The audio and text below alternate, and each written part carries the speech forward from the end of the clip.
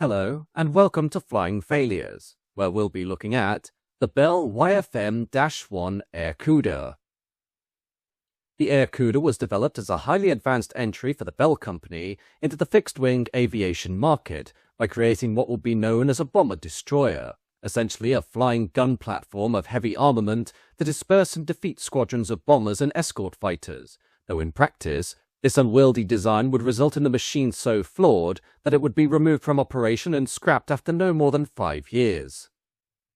The Bell YFM-1 Airacuda emerged when military planners and aircraft designers were grappling with the implications of rapidly improving bomber performance and the perceived inadequacy of existing fighters to counter them, with the prevailing fear among air power theorists being that modern bombers would soon fly higher, faster, and farther than contemporary single-seat interceptors could reach. Influential doctrines emphasized the decisive importance of strategic bombing, and aircraft such as long-range multi-engine bombers were already beginning to demonstrate capabilities that threatened to outpace defensive aviation, with the United States Army Air Corps therefore seeking a radical solution, a heavily armed, long-range, multi-seat fighter capable not merely of intercepting bombers, but of destroying them at distances beyond the reach of conventional fighters, with this requirement being formalized in the Air Corps' mid-1930s specification for a fighter multiplace type, abbreviated FM, which would combine the range of a bomber with the firepower of anti-aircraft artillery and the mobility of a pursuit aircraft. Into this environment stepped the Bell Aircraft Corporation, a newly established company founded in 1935 by Lawrence Larry Bell, with Bell having worked for established aviation firms such as Martin and Consolidated before launching his own enterprise, and he needed a dramatic, attention-grabbing design to secure a place in the competitive military aircraft industry, and rather than proposing a conservative or incremental development, he chose to pursue a bold and unconventional configuration that would immediately distinguish his firm from established manufacturers. The result was the Bell Model 1, later designated XFM-1, conceived as what the company promoted as a mobile anti-aircraft platform and a convoy fighter, with the design philosophy being rooted in the belief that enemy bomber formations could be broken up or annihilated by a heavily armed interceptor capable of delivering concentrated forward firepower from powerful cannons, with Bell proposing the use of 37mm M4 cannons in the engine nacelles at a time when most fighters still used rifle-caliber machine guns, each attended by a crewman responsible for reloading ammunition clips. Major Alexander Dzierski would later argue that calling it a convoy fighter was erroneous, precisely because escort duty implied different gun disposition, but what mattered in the Airacuda's concept was that its maximum punch was concentrated forward, offering a preview of what an effective long-range interceptor might look like if one accepted the premise that bomber formations could be met head-on with cannon. The Airacuda's entire layout could therefore be understood as a solution to the problem of how to carry two large cannon, their ammunition supply, and the crew needed to keep them operating, while also retaining the fuel, navigation capability, and systems needed to travel far enough to make interception at distance plausible, with each cannon being paired with a substantial stowage of 110 rounds per gun in the nacelle, though the gunner's principal function was not to serve as a human turret drive, but to keep the weapon fed and functioning. The gunners could aim the cannon, but their day-to-day purpose was essentially mechanical and procedural, including loading and sustaining fire so that the aircraft could deliver repeated heavy blows into a bomber's structure, while rather than relying on the best guess of a single pilot, Bell's concept placed a co-pilot and navigator in the fuselage, whose job also encompassed fire control, with this officer using a Sperry Instruments thermonic fire control system as originally developed for anti-aircraft cannon, that would be integrated with a gyro stabilizer and an optical sight to aim the weapons. Defensive Armament 2 was shaped by the bomber-destroyer concept rather than by air superiority maneuver, with a radio operator/gunner being positioned at mid-fuselage waist blisters with a pair of machine guns for rear defense, while the main entry door opened and folded down into 3 steps, an unusually purposeful solution that hints at how the designers thought of the Airacuda less as a cramped pursuit machine and more as a small multi-crew combat aircraft with routine crew movement and procedures. The airframe's most futuristic aspect were its twin pusher engine arrangement, which was adopted in order to keep the forward sections of the nacelles clear for cannon positions and fields of fire, and to preserve a sleek forward fuselage and wing leading edge that suited the era's belief in streamlining as a route to high speed, as with the propellers behind the engines, the nacelle noses could be shaped around the gun compartments rather than around spinners and rotating discs.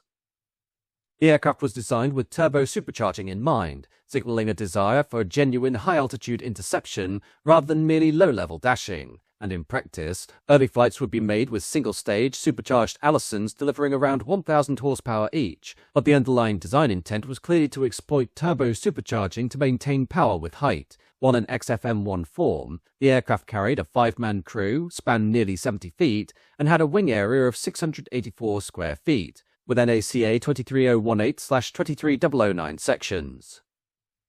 Its empty weight was over 13,000 pounds, and gross weight over 17,000. With the maximum takeoff weight stated as 21,625 pounds, while fuel capacity was substantial at 400 gallons, supporting the long-range intent reflected in a quoted range of 2,600 miles and a service ceiling of over 30,000 feet, while performance figures included a maximum speed of 277 miles an hour and a climb rate of around 1,480 feet per minute, which were credible for a large twin of the era. Overall, the armament layout in the prototype specification were the two 37mm M4 cannons with 110 rounds per gun, while supplementary armament included 30-caliber machine guns in the front of the nacelles and 50-caliber machine guns in the side blisters, and the aircraft was designed to carry a small bomb load, including 30-pound fragmentation bombs in wing bays, meaning the machine was designed to kill bombers with cannon, while also, in theory, delivering light ordnance. The prototype first flew on September 1, 1937, but for all its sleek and streamlined appearance, the Airacuda was heavy, and the optimistic estimates that helped sell the concept could not be reached in service test form, and it struggled to be faster than the very bombers it was meant to destroy, while attempting to broaden its usefulness with a fighter-bomber notion, ran into a second limitation, as its meagre bomb load of around 600 pounds was not enough to justify the aircraft as a light attack platform, especially when weighed against the complexity and cost of a 5-man twin-engine machine. Even with the heavy cannon armament, which should have compensated for any shortfall in speed by allowing quick kills, this brought its own operational penalties, with the 37mm M4's low muzzle velocity making deflection shooting difficult and constrained useful range against maneuvering aerial targets, while firing it tended to flood the cannon compartment with smoke. The pusher configuration, so integral to the aircraft's look and forward firing arcs, became a persistent safety and engineering headache, as with the propellers behind the nacelle gunners, emergency escape was alarming even on paper, with the accepted procedure requiring the propellers to be feathered to stop them, and additional provision existed in the form of explosive bolts intended to jettison the propellers in an emergency. But the very existence of such measures was a tacit admission that the design had placed crew survivability in tension with the aircraft's signature layout. The engines themselves, Allison V1710 Series V12s, were broadly successful elsewhere, yet in the Airacuda they were afflicted by a cooling problem typical of many pusher designs, as on the ground, without prop wash washing over the power plants, overheating was chronic, and the aircraft had to be towed to and from the runway, where it could only be started when it was positioned to take off immediately.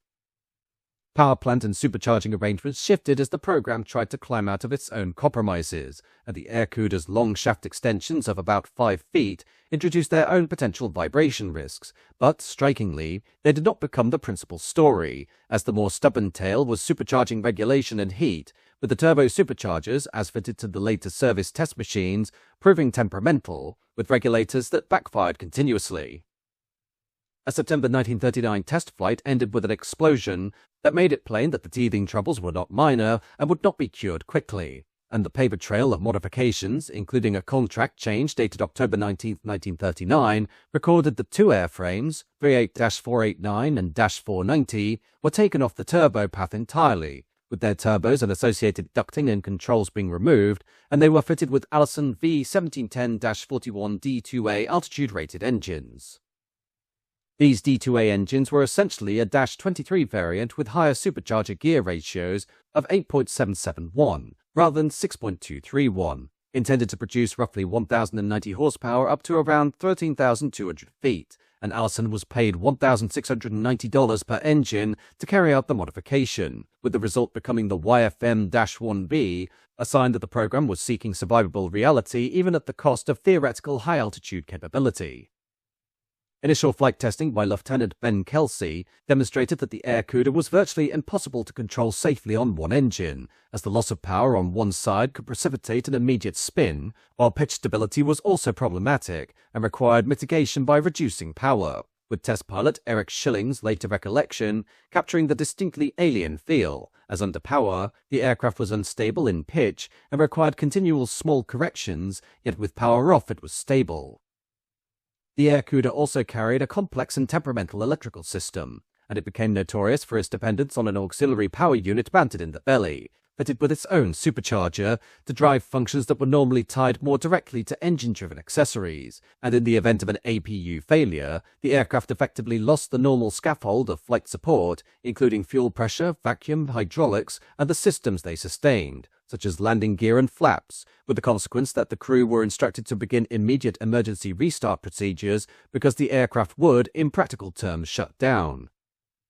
On June 21, 1940, the 7th aircraft, serial 38-492, was on its final test flight from the Buffalo factory prior to delivery, with the flight profile including a deliberate spin attempt, and during recovery the crew encountered problems severe enough that the aircraft would not respond, with it appearing that the rudder had locked, and thus the engineer co-pilot, Bell's chief test pilot, shut down the engines and waited for the propellers to stop before bailing out. But because of the tandem seating he had to exit first, in doing so he struck the empennage, breaking his legs, but the impact also freed the rudder, and the pilot remained with the aircraft until he crash-landed it in a farmer's field, though the damage was beyond economic repair and the aircraft was scrapped.